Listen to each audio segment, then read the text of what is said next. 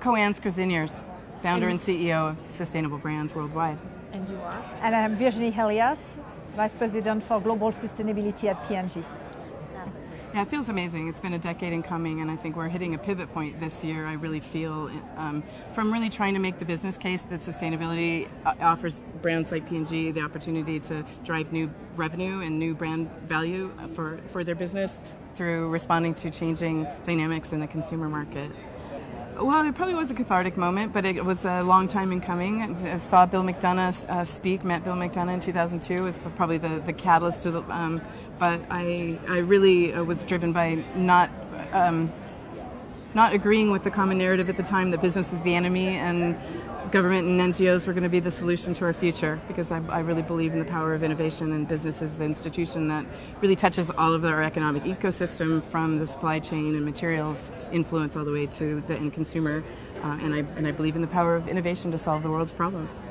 We certainly encourage it, yes. We believe that we're a living lab of what a sustainable brand should be in the future, and that means trying to understand how we can reduce our negative environmental footprint and be a net positive contributor to society through our actions as a business and our influence as a business. So that's one of the ways that we're doing that. We've had a great partner in KoBo. KoBo is very committed to operating sustainably and is a leader in that. So that's one of the reasons why we made the decision comfortably to come here. That's great. And Mindy?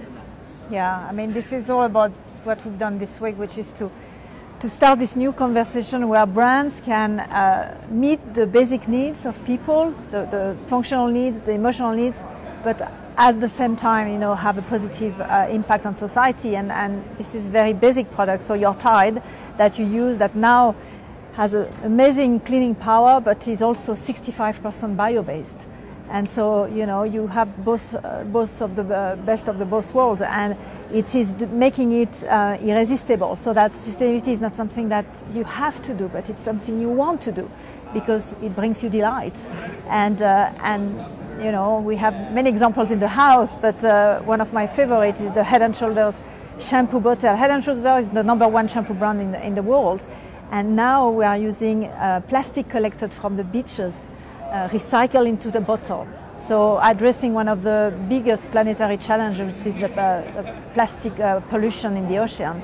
And so, you know, we are being part of the solution and delighting people with an amazing design of the bottle, and they feel they are part of the solution as well. So this idea of partnering with people to make it possible is very big, and we are serving 5 billion people around the world. So imagine if we partner with each of them to drive positive consumption in pursuit of this good life, what an impact we can have. Is it more expensive to be sustainable? It is not.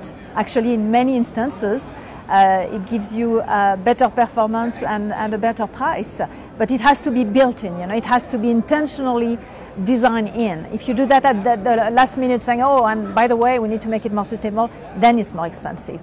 But when we integrate it in the supply chain, when you work with your partner very upstream, and many of our partners are here today in the conference, then you make it a win-win-win all over.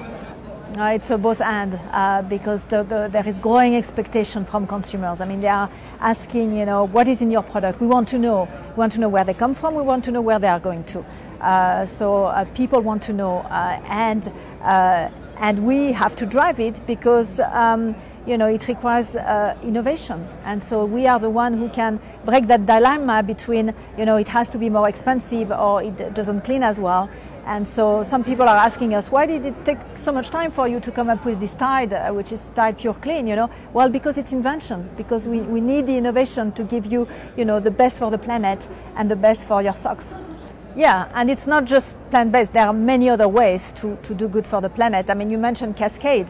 Cascade, not many people know that, but when you waste water in your home is when you pre-rinse your dirty dishes. You don't want to put them directly in the dishwasher, so you pre-rinse, and this is where all the water is wasted. So if you use Cascade, you can skip the rinse, and you save enough water. You know, I mean, if we have visualized actually how much water you save in one, it's several gallons, 20 gallons of water per wash that you can save if you do that. So, you know, you do good for the planet. You should mention the recycled diapers that you're working on. They told me don't mention the recycled diaper in the US because people say, but yeah, indeed, we have this is breakthrough and this is just starting, but it's going to be really a game changer. Dirty diapers, most of them goes to landfill. And so we want to have closed loop on diapers. So we have a technology that is qualified in Italy now that recycle high value secondary material out of used diaper. And so we are scaling that. We go next to Holland, and then we have discussion with India, no more used diaper, littering, or it will be all circular now. So. Well, we use the conference to help make the business case for the reason to change, and then we use the insights that we're developing through our research to create programming at the conference, and then bring the insights to the companies and help them recognize that they're going to be left behind if they don't. We want to inspire them, help them, point them in the right direction, connect them with people that can help enable them to actually make their dreams come true. I think the thing that I would maybe leave you with is a comment that I heard from one of our members here at UPS, she was leaving yesterday. She said she's been with us for 10 years. I asked her how she's experienced this week and how she was feeling since the election, because I hadn't seen her.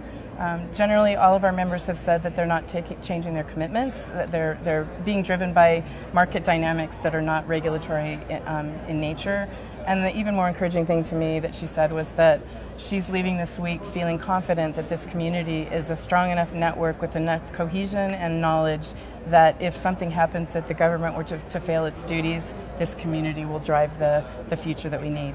And that's pretty inspiring.